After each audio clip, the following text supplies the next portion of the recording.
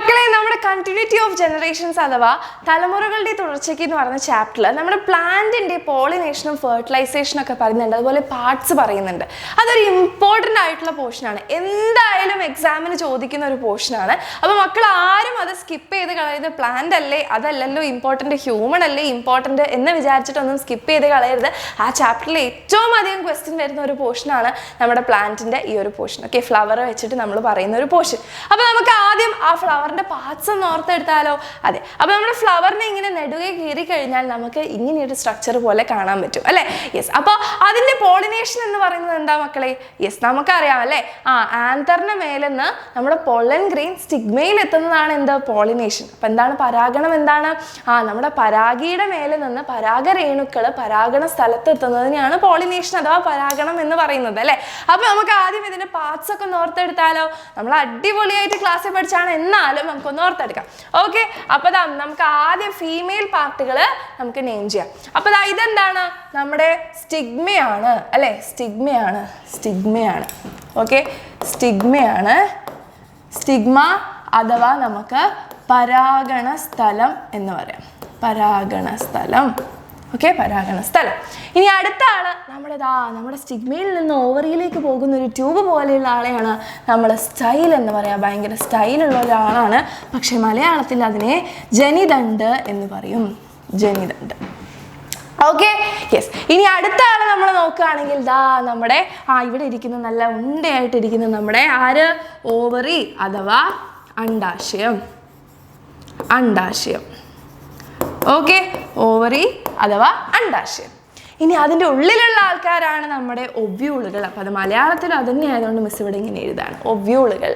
അതിൻ്റെ ഉള്ളിലാണ് നമുക്ക് ആരുള്ളത്? നമ്മുടെ എഗ് അഥവാ അണ്ഡമുള്ളത്.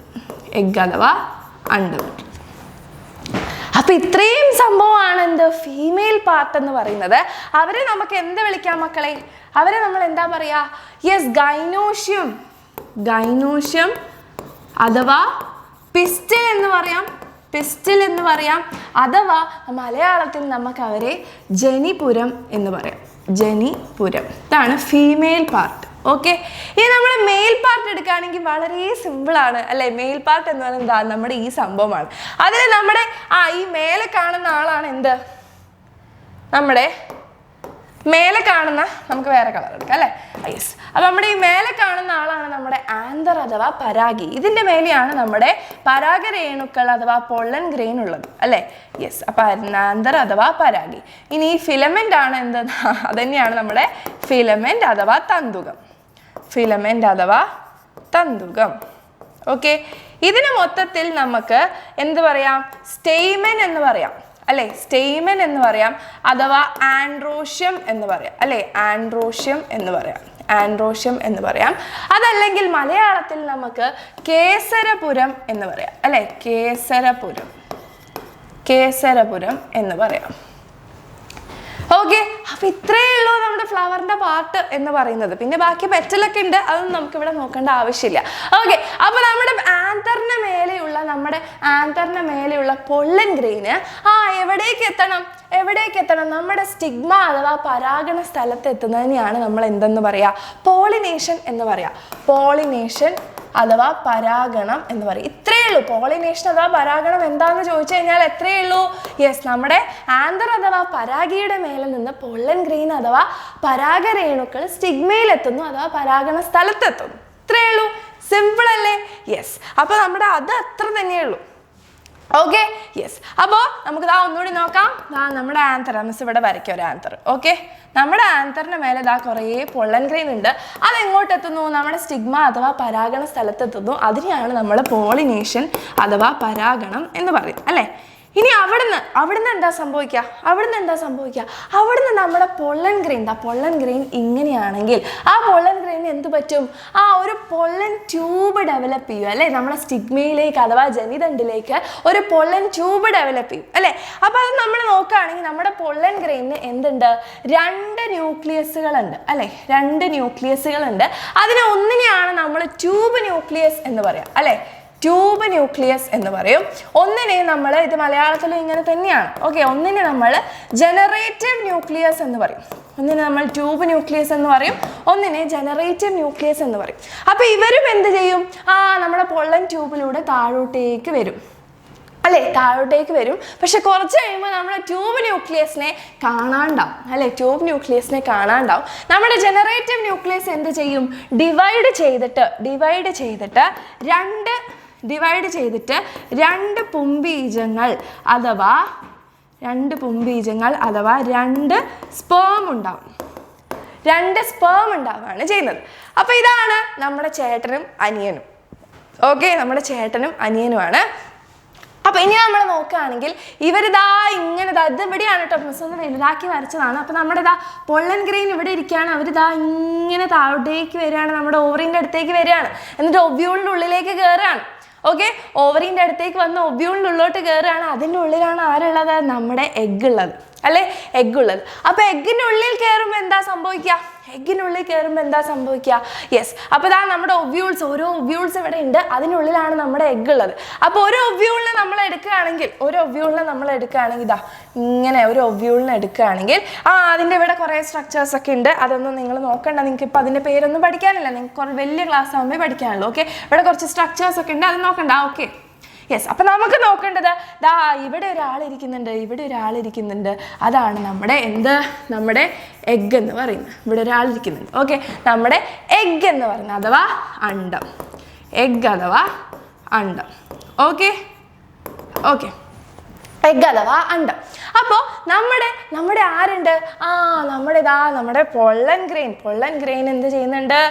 ഇങ്ങനെ രണ്ട് സ്പേമായിട്ട് നമ്മുടെ പൊള്ളൻ ഗ്രെയിനിൽ രണ്ട് ന്യൂക്ലിയസ് ഉണ്ട്, ട്യൂബ് ന്യൂക്ലിയസും ജനറേറ്റീവ് ന്യൂക്ലിയസ് ഡിവൈഡ് ചെയ്ത് രണ്ട് സ്പേമായിട്ട് ഇങ്ങനെ വരികയാണ്. ഓക്കെ, പൊള്ളൻ ട്യൂബിലൂടെ ഇങ്ങനെ വരിക, പരാഗനാളത്തിലൂടെ വന്നിട്ട് നമ്മുടെ ഒബ്യൂളിലേക്ക് കയറാണ്. അങ്ങനെ കയറുന്ന സമയത്ത് എന്താ ചെയ്യുന്നത്? നമ്മുടെ ഫസ്റ്റ് സ്പേമാണ് ആര്? നമ്മുടെ ചേട്ടൻ. അപ്പോൾ ചേട്ടൻ്റെ കല്യാണമാണ്. സെക്കൻഡ് സ്പേം അനിയനാണ്. ഓക്കെ, സെക്കൻഡ് സ്പേം അനിയനാണ്. അപ്പോൾ നമ്മുടെ നമ്മുടെ ഒബ്യൂളിനുള്ളിൽ ആരുണ്ട്? ഇത് നമ്മുടെ ഒബ്യൂളാണ് കേട്ടോ, ഒബ്യൂളിനുള്ളിലുള്ള സംഭവമാണിത്. അപ്പോൾ ഓക്കെ, അപ്പോൾ നമ്മളുടെ ഇവിടെ ആരാ ഉള്ളത്? നമ്മുടെ പോളാർ ന്യൂക്ലിയ ഉണ്ട് അല്ലേ, യെസ്. എന്താണ്? പോളാർ ന്യൂക്ലിയ ഉണ്ട്. അപ്പം നമ്മുടെ എഗ്ഗും ഉണ്ട്, പോളാർ ന്യൂക്ലിയ ഉണ്ട്. അപ്പോൾ ഈ പോളാർ ന്യൂക്ലിയ എന്ന് പറയുന്നത് നമ്മുടെ അനിയൻ്റെ ഫ്രണ്ട്സ് ആണ്. അപ്പോൾ നമ്മുടെ ചേട്ടൻ ഇങ്ങനെ വരികയാണ് കല്യാണമൊക്കെ കഴിക്കാൻ വേണ്ടി. നമ്മുടെ ഫസ്റ്റ് സ്പേം ഇങ്ങനെ വന്നിട്ട് നമ്മുടെ എഗ്ഗുമായിട്ട് കല്യാണം കഴിക്കുകയാണ്. എഗ്ഗുമായിട്ട് ഫ്യൂസായി. ഓക്കെ, എഗ്ഗുമായിട്ട് ഫ്യൂസായി. യെസ്, എഗ്ഗുമായിട്ട് ഫ്യൂസായി. എന്നിട്ട് എന്താ ഉണ്ടാവുന്നത്? യെസ്, അവർക്ക് ഉണ്ടാവുന്ന കുട്ടീൻ്റെ പേരാണ് നമ്മുടെ സൈഗോട്ട് അഥവാ മലയാളത്തിൽ നമുക്കതിനെ സിക്താണ്ഡം എന്ന് വിളിക്കാം അല്ലേ, അതാണ് പിന്നീട് എന്തായി മാറുന്നത്? ഭ്രൂണമായിട്ട് മാറുന്നത്. Okay, yes. അപ്പോൾ സിക്താണ്ഡമായി. ഇനി നമ്മുടെ അനിയൻ വരികയാണ്. അനിയന് നമ്മുടെ ചേട്ടൻ്റെ കുട്ടിക്ക് കുറച്ച് ഭക്ഷണം ഉണ്ടാക്കി കൊടുക്കണം എന്നാണ് ആഗ്രഹം. അപ്പോൾ നമ്മുടെ അനിയൻ വരികയാണ്. അപ്പോൾ അനിയൻ്റെ ഫ്രണ്ട്സ്, അതായത് പോളാർ ന്യൂക്ലിയനെ കൂടെ കൂട്ടി, അനിയൻ്റെ ഫ്രണ്ട്സ് പോളാർ ന്യൂക്ലിയനെ കൂടെ കൂട്ടിയിട്ട് എന്ത് ചെയ്തു? നമ്മുടെ സൈഗോട്ട് അഥവാ സിക്താണ്ഡം നമ്മുടെ ചേട്ടൻ്റെ കുട്ടിക്ക് വേണ്ടിയിട്ടുള്ള ഫുഡ് ഉണ്ടാക്കുകയാണ്. അതാണ് നമ്മുടെ എൻഡോസ്പേം എന്ന് പറയുന്നത്. മലയാളത്തിലും എൻഡോസ്പേം തന്നെയാണ്. ഓക്കെ, ക്ലിയർ ആയോ? ഇത്രയേ ഉള്ളൂ. ഇതാണ് നമ്മുടെ ഫെർട്ടിലൈസേഷൻ എന്ന് പറയുന്നത്. എന്താണ് അപ്പം? നമ്മുടെ ചേട്ടൻ്റെ കല്യാണത്തിൻ്റെ പേരാണ് ഫെർട്ടിലൈസേഷൻ. അഥവാ ആദ്യത്തെ പുംബീജവും നമ്മുടെ അണ്ഡവും തമ്മിൽ എന്ത് ചെയ്യുന്ന സംയോഗം നടക്കുന്നതാണ് എന്ത്? നമ്മുടെ ബീജസംയോഗം അഥവാ ഫെർട്ടിലൈസേഷൻ. ഓക്കെ, ബീജസംയോഗം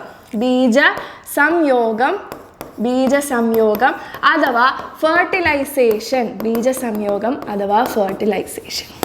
ക്ലിയർ ആയോ? യെസ്, ഇത്രയേ ഉള്ളൂ. അപ്പോൾ നമ്മളൊരു സീഡ് എടുക്കുകയാണെങ്കിൽ അതിനകത്ത് എന്തുണ്ടാവും മക്കളെ?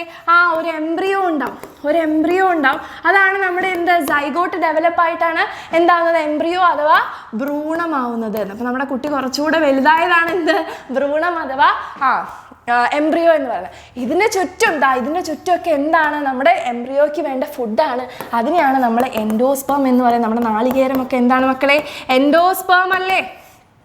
ഇത്രയേ ഉള്ളൂ. സിമ്പിൾ ടോപ്പിക്കാണ്. എൻ്റെ മക്കളൊക്കെ എന്ത് ചെയ്യുക? ഇതൊന്നുകൂടി വരച്ച് നോക്കിയിട്ട് എന്ത് ചെയ്യുക?